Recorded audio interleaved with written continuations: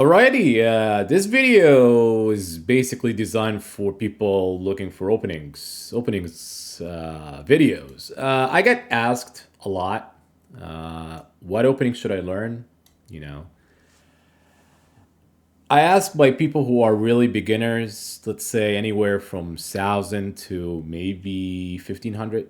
I always tell them, opening doesn't matter for anybody below 2,000. When I say 2,000 specifically, I would say maybe online 2,000. 2,000 USCF of FIDE rating, it's probably strong level, and then you need some opening knowledge. But online, because online ratings are kind of higher rating, you do get higher rating sometimes online, depending on which site you really use.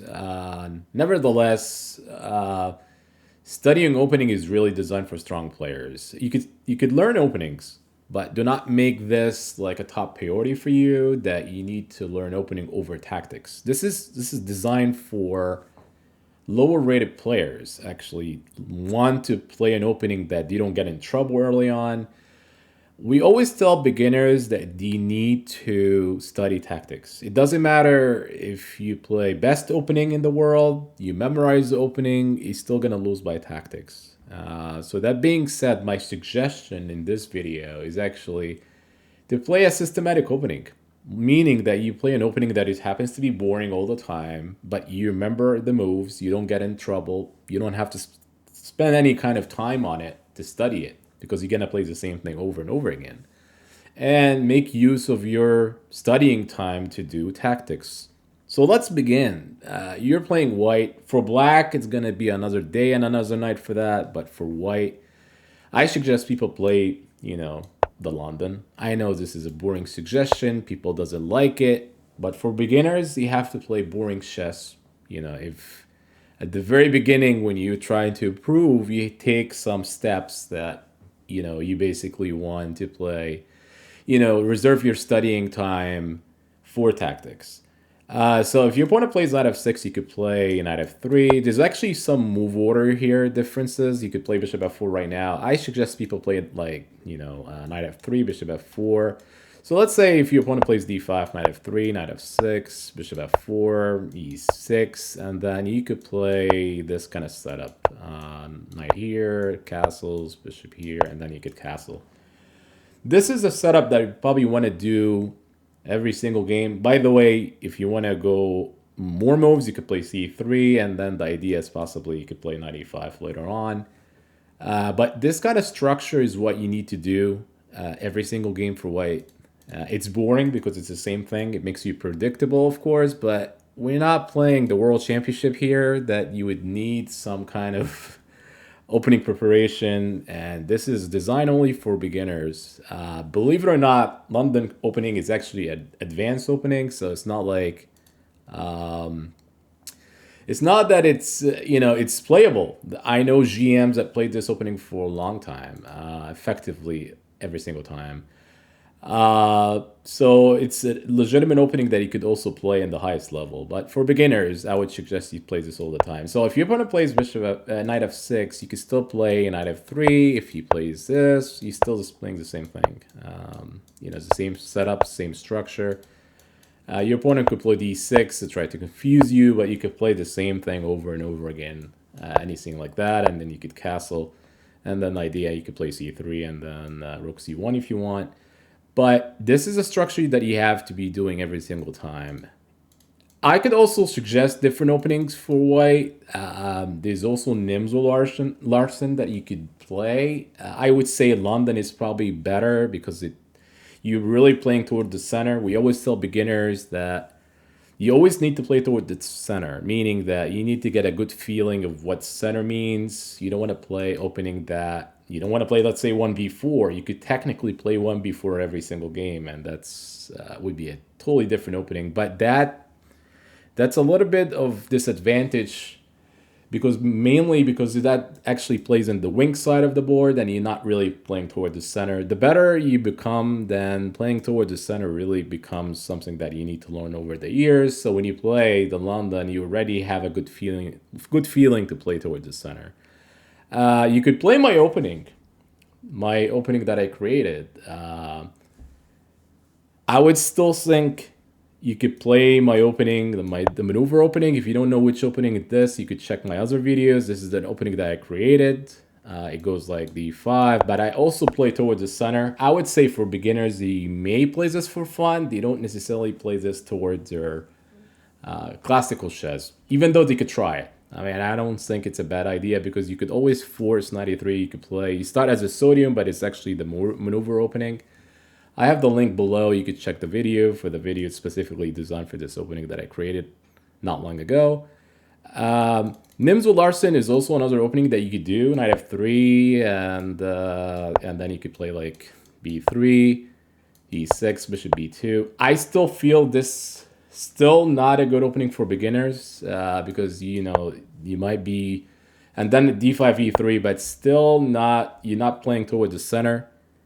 You could still fight on the center here, c4, d4. I still feel like Nims Larson is designed for stronger players. But this also an opening that you could always play. But it could transpose to some other lines, maybe even the English if you're not really sure. I would say the easiest and the best is possibly to play d4 and the London system or the opening, and you could always play it. You could also play bishop f4 line. It's still London, by the way. You could play bishop f4 here, but we don't want you to get tricked. Your opponent might play like knight h5, and then people would say, "What should I do against this one?" We don't want beginners to think about this. We want them to play opening that you could always play over and over again. You could argue and say knight f3, knight f6 here, and bishop f4, and then here. If that's the case, you could always have a couple choices. You could even play here, bishop d2. But I don't think knight h5 is something to worry about. Most people play towards the center, and it's probably easier to play this. Once you become a better player, you could actually play bishop f4. You could experiment later with bishop f4. There's also Jvaba London, which I think it's still interesting to play. I think it goes like this, and play bishop f4. This is also could take you into different setup. I still believe playing the London is probably good enough. In my own opinion, it's probably best for now for beginners. Once you become a better player, once your tactics are so strong that you don't lose in the opening, you don't lose in the middle game, you're finding all the tactics that your opponent is applying on you. You're finding the tactics that you're trying to apply on your opponent. Then you need to study openings. I feel like openings really is for, I would say, 22 over the board rating. Not 22, 2000 to be specific. Once you become like a better player, then you would need to have some stronger knowledge with openings. I could play and beat players with 1h4 all the time if they are a lower rated player. h4 is not the best move, but if I'm playing somebody who's 400 points away from me, like lower than I am, then I could get away with this. This is like giving up away a tempo because my opponents will always play centralizing chess, but I wouldn't be losing the game because of giving away tempos. I would be winning because of tactics. So I'm 22 USCF, 400 points away from me or lower than I am. It's still going to be based on tactics, right? I wouldn't be playing this against strong players or someone close to my level because this is going to be a loss of a tempo, and it could easily be lost game for me because I give away a free tempo. For low rated players, everything is about tactics. Middle game, opening, middle game, ending games, tactics. It doesn't hurt to learn some ending game knowledge like opposition, king and pawn endings, but I still feel like learning tactics anywhere from you starting to learn chess today all the way to 2000. Tactics. And when I say tactics, because some people say, "Oh, I do tactics every day," but when I say tactics, it means that you study effectively every day. I had someone tell me I do 20 puzzles a day. Are you solving all the 20 puzzles a day? If it doesn't, and you're not improving after doing 20 a day for like a couple months, may do 40, may do 50 a day. If you're busy one day, you may do a couple, and then you could continue doing a lot of puzzles per day, effectively every single day for a couple of months, and you'll be guaranteed to improve. Tactics will start to shine after like learning the patterns. Tactics are all about patterns, like remembering some patterns over and over again. So you're able to memorize them. You memorize the patterns so you could apply the tactics. I got asked also which site should you pick. It doesn't matter. You could pick any kind of site to do puzzles. But to end this video in a good note about openings, this video specifically about openings, I would say, just play the London and continue with tactics. That would be the best suggestion to give to any beginners starting out, and you don't have to worry about openings. Next video perhaps is going to be about what to do with black. I mean, Stellar told us to play d4 and London system, what to do with black. So stay tuned for that, and obviously I'll be able to help you guys with that one. Thank you, and take care.